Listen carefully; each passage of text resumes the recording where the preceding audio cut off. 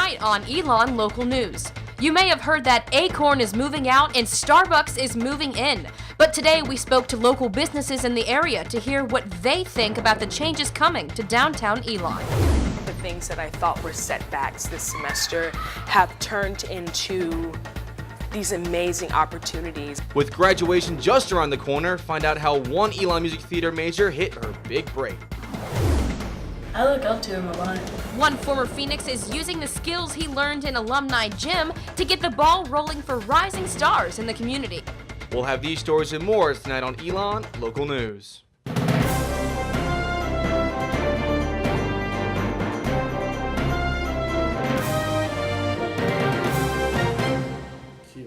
Good evening and welcome to Elon Local News. I'm Meredith Stutz. And I'm Justin Beagle.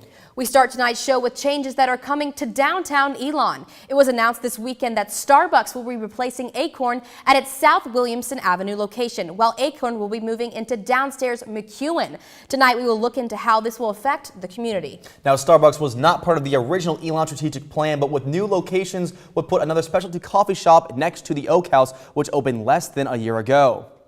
The new Starbucks will allow students to use meal dollars and Phoenix cash at the location and is set to open in mid-September. Acorn Coffee Shop is set to move to downstairs McEwen, where Varsity is currently located.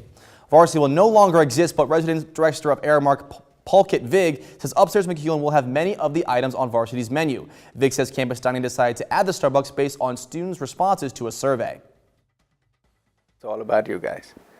So if you guys want a specific brand and you are backing me up, and the survey said that, why wouldn't I go with something that the students are requesting? Students may have voted to have a Starbucks as part of campus dining, but a recent petition on change.org is aiming to stop the coffee chain from moving in. Owner of the Oak House, Phil Smith, says that he was not consulted on the decision to bring in Starbucks. I did not hear anything from Aramark prior to learning the Starbucks was going in. So I don't know, that might have been a good idea to maybe chat with some of the other local businesses to see what is needed and what might complement the downtown area. Vig did admit that the local business owners in the downtown area were not consulted and that the next time they should be made more part of the conversation regarding new businesses in that area. Turning now to the latest devastation in Eastern Asia. As of today, the Associated Press says that more than 7,000 people have been confirmed dead after a 7.8 magnitude earthquake on April 26th shook the country of Nepal. To put that number into perspective, it's more than the undergraduate and graduate student population of Elon combined. The United Nations reports the quake affected more than a quarter of Nepal's population. All over the world, support is pouring in to help, including here at Elon. 2 Elon students are from Nepal, including sophomore Lena Dahal. Dahal is part of Elon for Nepal, a group formatted after the earthquake to raise support for her home country. We really want to stress that the country's more than the earthquake, and so while we're also raising funds, raising awareness about the earthquake, we're using this as a platform to also raise awareness about Nepal. Elon for Nepal has raised more than $1,400, which will go towards relief efforts in Nepal. Back in the States, 2 more names are now on the Republican ticket in the race for the White House. Today, former CEO of Hewlett-Packard, Carly Fiorina, became the first woman to announce a bid for a Republican presidential nomination this year. Fiorina has also never held public office, though she ran unsuccessfully for Senate in 2010. Yesterday, Ben Carson became the first black candidate from either political party to enter the race. Carson was the director of neurosurgery at Johns Hopkins University and is a recipient of the Presidential Medal of Freedom. This is his first time running for public office. These names join Ted Cruz, Rand Paul, and Marco Rubio on the growing Republican ticket. Former Arkansas Governor Mike Huckabee said on social media today that he will announce his candidacy tomorrow. We'll be following the 2016 presidential elections. Stay tuned with ELNLocalNews.com as election season continues. Now to Baltimore, a city that many students at Elon call home.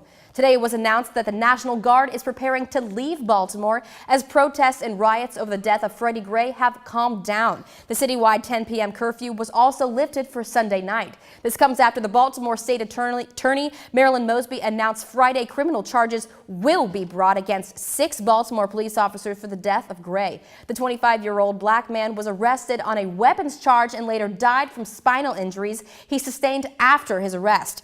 The charges range from involuntary manslaughter to second-degree murder. 8% of Elon students are from Maryland, many of whom live in the city's suburbs. Out of respect for students from the area, Elon is hosting a vigil for Baltimore tomorrow at 4:30 p.m. in the sacred space of the Newman Pavilion. And there will be a campus rally and march for respect and racial equality to acknowledge the racial tensions involved with this case and the tensions here on our own campus. In the wake of racial tensions nationwide as well as on campus, Elon's Black Student Union and Alpha Kappa Alpha Sorority Incorporated held the first N-word forum. The discussion was meant to start a conversation regarding racial bias both on and off campus. Topics included whether the N-word had different meanings if used by people of different races, and if any group of people got a pass on using the word. Though the timing of this event comes less than 2 weeks after a reported racial slur incident occurred just off campus, members of the Alpha Kappa Alpha and the Black Student Union spent weeks planning the event. More than 80 people attended the forum, including freshman Luke Murray. Impressed with how many people were there. At the same time, I think this is such an important conversation to have that I think more people should have been here. Organizers of the event were only expecting 30 to 40 people to show up and say they were impressed by the quality of the conversations. I feel like this conversation was a great starter conversation. Obviously, there needs to be more conversations to had in the future, but I feel like we left a great first impression on some of the students, and I can't wait to see how the events turn out in the future. Because of the turnout and the success of the event, the Black Student Union and Alpha Kappa Alpha said they hope to have a second discussion in the fall. Just in time for graduation season, a new study lists the top-paying college majors. Online college ranking site StarClass named chemical engineering as the top paid, with a median salary of more than $110,000 a year. Following closely behind, communication engineering, computer engineering, math and computer science, and physics. All 5 majors' median salaries are in the 6 figures. For those of you who are thinking, man, I should have switched my major, it's important to note that these are mid-career salaries and not starting figures. The Inman Admissions Welcome Center is now officially our campus's front door. On Friday, student tour guide staff, President Leo Lambert, and building donors included the Inman family gathered to cut the ribbon at the dedication ceremony. The 32,000 square foot space was completed in January of this year and is the starting point for prospective students getting to know campus. Tracy Nugent, graduate and donor, came to the dedication. I just hope it draws a lot more students to Elon, because the Elon experience is just wonderful. You never outgrow it. And our own reporter and sports anchor Zora Stevenson was invited to give an expression of appreciation. Again, first impressions are lasting impressions, and there's only one opportunity to make a good first impression. The year isn't only winding down for us here at Elon, but for Burlington schools as well. Many local families are trying to find ways to keep their kids active and entertained for the summer. Our Toria Mill spoke with one woman who believes she has the answer. We always try to view the world through a child's perspective to see what they want, what they're interested in. Brandy McCandless is a key coordinator at Thataway Summer Camps. Come into our camps. We always want our kids to have fun, be safe, and we want to create tons of memories for children. McCandless says Thataway's does its best to use community resources for the campers, from parks and athletic fields to rivers. It's great seeing those kids come out that are interested in nature and they're really engaged in the program, or coming out and fishing and wanting to learn more. Parent Elena Hughes sends her daughter Katie to attend Thataway summer camps each year and says it's a comfort having her daughter so close to home. Just knowing that she's close by, I don't have, if something happens, I can run to her quickly. I know she's in good hands. She comes here for after school as well, so she knows the people, and I feel comfortable with them because they are community people. Candace says making an impact on her community and creating experiences for the campers is her favorite part of the summer. So it's nice to know that you've touched a child and that they've gained something from your programming and that they were cared for. Atoria Mills, Elon Local News.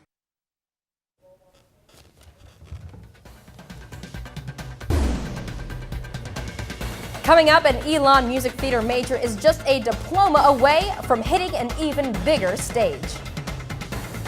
And one senior reporter checks off a day trip from her bucket list before she walks under the Oaks one last time.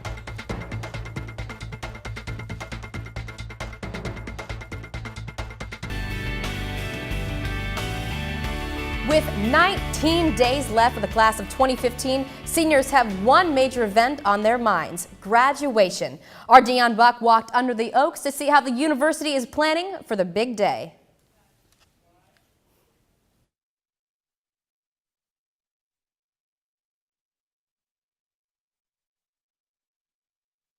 Difficulties, we're going to continue on with our show. Though no one wants rain on their graduation day, Clark says also explained to us Elon's new plan, which we will have for you at a different time in Meredith. 19 days. That is coming up very quickly for us seniors. Oh. And there will be two commencement ceremonies. If there is rain, one will be they will both be in alumni gym, and each per student, I believe, gets 2 guests for that. And then they will do the fine arts bachelor's degrees, followed by, I believe it's the law students as well, and then the arts and sciences. And there will be other screening areas available in the university should that happen. Yes, there'll be a live feed of graduation, so if those who cannot get into the ceremony will then get to watch that show. So we're actually going to now go to our Jasmine Turner, who checked off something off her bucket list before graduation. Take a look. There are 3 weeks until graduation. I honestly cannot believe it. But one of the things that I knew I had to do before I graduated was go to Saxapahaw to the Eddie Restaurant and Pub. So come with me as I go with some of my friends to have a little Sunday brunch. Created as the central point of the community of Saxapahaw, the Eddie opened in 2010. When you walk inside, you immediately feel the welcome environment they strive to give every customer. I decided to get a table outside on the balcony where there's a view of the Haw River. And I had a hard time choosing what to get to eat. I wasn't the only senior who decided to cross going to the Eddie off my bucket list. I caught up with Kara Kirkby and Jean Broadhurst, who were doing the same. I've always heard people talk about brunch here being really good, so I thought, with only 3 weeks left. Wow, it's so good. We had chicken and waffles for like the first time, and an omelet with ferns. New veggies. It was really good. My friends and I definitely had a great time enjoying our meal.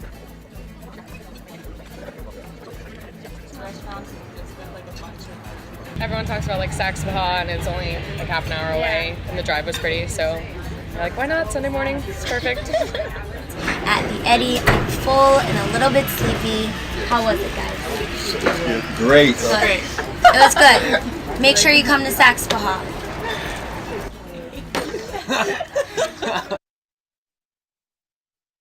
It sure did look delicious. Now, while Jasmine got the chicken and waffles for the brunch, the menu at Eddie changes every weekend. And still ahead, see how one former Phoenix is back shooting hoops with a rising team.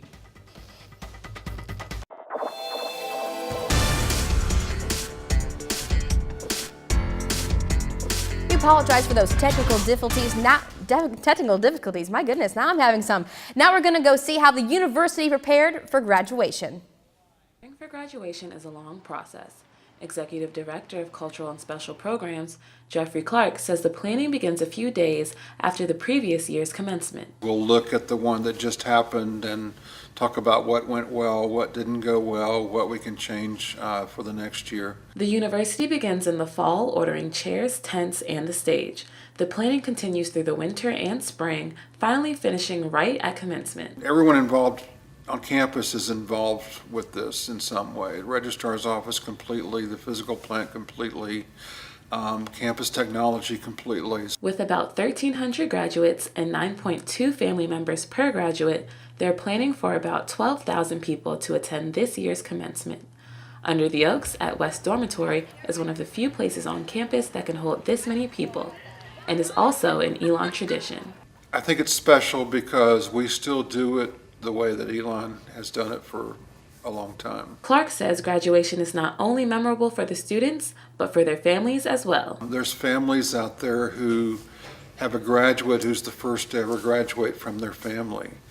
And it's wonderful to see 10 or 12 people out there watching that graduate, and you know that everybody in that group has something to do with that student graduating. Next Thursday, students can expect to see the early stages of graduation preparation with the stage setup. Early the week of commencement, the chairs and other equipment will start to arrive for physical plant to set up. Dion Buck, Elon Local News. And graduation celebrations are going on right now. Lavender graduation, a ceremony honoring the LGBTQIA students in the class of 2015, goes until 7:30 p.m. in Oaks 212. And coming up over the next few weeks, the seniors will be busy. The senior class picnic and gala will be held May 20th at 12 and 9 p.m. at the Alumni Center in McKinnon Hall. A baccalaureate multi-faith service will take place in Alumni Gym Friday, May 22nd at 3 p.m. And right before graduation on Saturday, the seniors and their families are invited to a continental breakfast at Scott Plaza at 7:30. For the full list of events, check out our Twitter page. On a different stage, while many Elon seniors are planning to move out on to graduate school or corporate offices, our Mackenzie Murray met one Elon senior who is headed into the spotlight. For Nasia Thomas, a senior musical theater major, the stage has been her home since performing in high school. I realized from that moment on that this was something that I really wanted to get into, and I found a passion, so I've been doing it ever since. After graduation, Thomas will be on the national tour of Beautiful, the Carole King musical. Still, her road to the stage wasn't a smooth one. I left class, I kept getting up and leaving, and I'm crying and calling my mom and calling this and this and this and this, and I called my department head, and she's like, this is fabulous, but the day of the audition, like the final callback, was on the day of a show that we were performing. Thomas had her final audition in New York the same day she performed in a production at Elon. After several flight delays and cancellations after her audition, Thomas heard the good news as she landed back in North Carolina. I get an email as we're landing, because I sent before I left, I sent the casting director, thank you so much for this opportunity. I would love to keep in contact with you. And he emails me back and he's like, you were great today. We'd actually love to have you come on the first national tour. Thomas believes she has learned from the obstacles that she has overcome. The things that I thought were setbacks this semester have turned into these amazing opportunities, and like when one door closes, the other one opened. Mackenzie Murray, Elon Local News.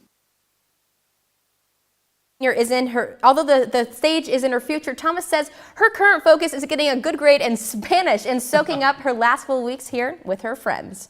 And back on Elon stage, students took on the topic of religion this week with their performance of The Last Days of Judas Iscariot. The play tells a story of Judas Iscariot's retrial in purgatory. Judas is on trial for his betrayal of Jesus Christ. Alongside flashbacks, the audience hears testimonies from Mother Teresa, Sigmund Freud, and Satan. Sophomore George Whitaker, who played Alpha Yumi, shares the effect this show has had on his beliefs.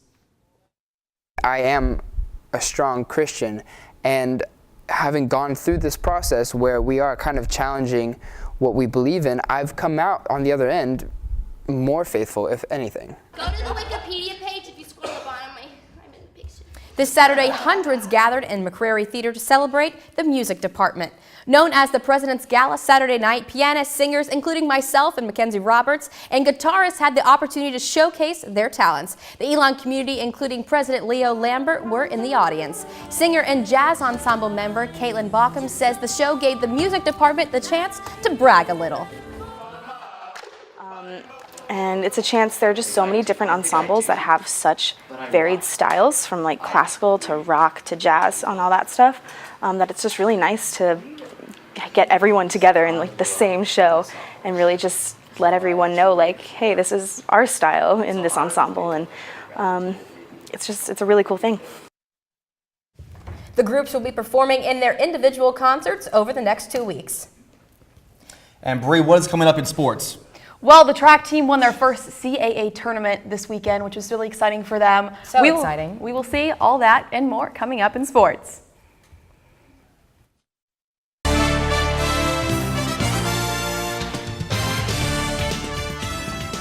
From hosting their first home meet to winning a conference title, the women's track team has definitely had a memorable year so far. Our Zora Stevenson has more. The track and field team made Elon history this weekend, winning their first ever Colonial Athletic Association title and first ever CAA title for Elon. I'll tell you what, the young ladies really knew what they were up against, and they kept in good spirits, they stayed positive, and they kept working hard, and man, they pulled it off. Elon finished with 150 points, leading host William & Mary by 16. It's almost like this chess match of trying to figure out who's going to do what when. But we did get our most secure feeling with about 3 to 4 events left in the whole meet. Sophomore Kimberly Johansson captured 2 titles. She won both the 800-meter and 1500-meter races, setting a CAA record in the 1500-meter. She was also named the CAA Most Outstanding Track Athlete of the meet. At the beginning of the year, somebody turned around and said, "You're going to win both and the team title." I would have been laughing in their face. It was truly amazing. Freshman Brianna Hames won the discus throw and set a school record in shot put. We all just really wanted to contribute, and so it's great that I got to do well myself, but I was just like, okay, how many points did I score? Does this move us up? That's really all I cared about. Now that their victory is strapped in, select members of the team will look to secure their spots for regionals. Zora Stevenson, Elon, Local News. Other individual winners include Jennifer Esposito, who won the 400-meter, Teresa Novotna, who won the 3,000-meter steeplechase, and Emily Dixon won the heptathlon, a 7-part event. A number of Phoenix athletes will continue to train in order to better their chances of securing a spot in the regional meets. Now taking a turn, a North Carolina native and former Southern Conference foe has made NBA history. Stephon Curry, former point guard for the Davidson Wildcats and current point guard for the Golden State Warriors, was named the 2014-2015 NBA Most Valuable Player last night. Steph Curry's sister is currently a sophomore Elon varsity volleyball player. And Elon basketball's own MVP, freshman Elijah Bryant, showed some love to Curry, Instagramming this picture last night. And a former student is on the court, is now using his basketball skills to make a living by making it a business. Kaylee Tracy has more.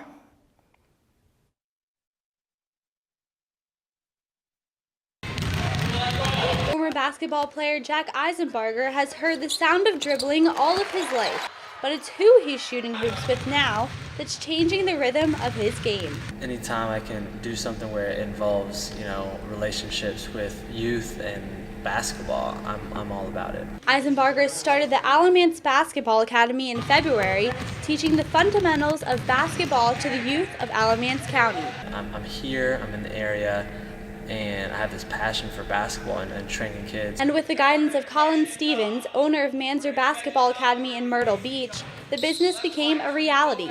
But Isenbarger says it's all about the kids, not just the training. Build a relationship, talk to them, about basketball, but about life and how can I help them? How can I kind of pour into their heart and see what's going on in their life? And so far, he's worked with 45 kids, from 3rd graders to high schoolers, through clinics, private and group sessions, including 11-year-old Colton Hersey. I look up to him a lot. But Isenbarger says he's still discovering the ins and outs of single-handedly running a small business. I'm learning on the fly, which is really fun because I'm passionate about what I do with the kids on the court. As for those next moves, Isenbarger hopes to start a developmental league, an amateur athletic union team, and get his own gym. My vision long term is to grow the academy to the point where everyone in Alamance County wants to come to me to train. Isenbarger is currently planning an upcoming shooting clinic and will have a camp at the Alamance YMCA in July. Kaylee Tracy, Elon Local News. Isenbarger charges $40 for 1-hour private sessions, $20 for 1-hour group sessions, and $10 for 1-hour clinics. So, softball CAA this weekend. I hope they can have a good outcome like track did. Absolutely. And a special shout out to my roommate and best friend, Megan Kirschling. She had her best jump of the season. She jumped about 5'9" and a quarter. And if you know me, It's a lot taller than I am. So congratulations to Megan and the entire track team. Yeah, it was due. She was due for one. I remember I saw her at the Elon Invitational a couple weeks back, and she really killed it with the jump. So hopefully she gets the award. Everything goes well for her. And you did mention softball. They are a 3 seed this weekend up at James Madison. And that's all we have for ELN today. Thank you for joining us. Justin Beagle, we got Brewing with Sports. And I'm Meredith Stutz. For all things, be sure to check out ELONLocalNews.com, like us on Facebook, and follow us on Twitter. And as always, we are available and have everything up to date 24/7 at ELONLocalNews.com. And thanks for joining us, and we hope you all have a great week.